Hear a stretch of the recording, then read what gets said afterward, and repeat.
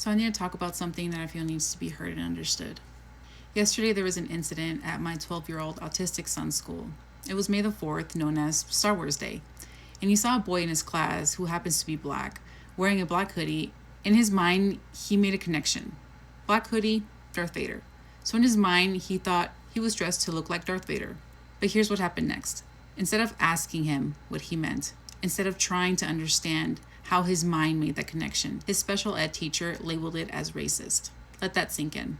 My son doesn't even know what racism is. We had to explain to him last night, and it made him feel uncomfortable and confused. This is a child whose first best friend was black, and he still loves that friend so dearly to this day. This is where the problem is. When it comes to autistic children, we cannot be quick to label behavior without understanding the thought process behind it. Their minds work differently. They make connections differently. They observe the world in ways that don't always align with how we think. But that doesn't make it wrong, and it definitely doesn't make it harmful. As a mom to 3 kids on the spectrum, I've learned that when something they say sounds off, that's not the moment to assume. It's the moment to get curious. Ask, what did you mean by that? What made you think of that? Help me understand your thought process, because there's always a reason.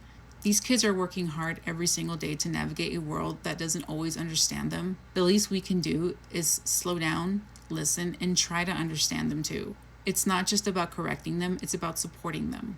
And honestly, it's only fair.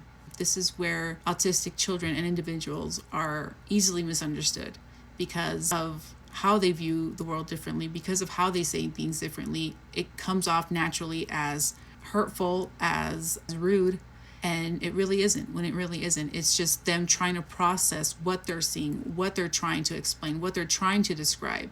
Tomorrow we have a phone call with his special ed teacher, and I can only hope that it will go well. I know my husband is extremely conflicted. I'm definitely bothered and hurt by support that was given to him. The fact that he was quickly labeled as a racist, it breaks your heart. It breaks your heart as an autism mom because they can't speak for themselves. They can't say, no, that's not what I meant, especially when they don't understand what racism is until we had to thoroughly explain it to my son last night. And there was never a reason to talk about racism, and it's never been a problem until now, until someone was so quick to label my son when all they had to do was understand. All they had to do was ask questions, because like I said, my son cannot defend himself. He cannot speak for himself and say, that's not what I meant.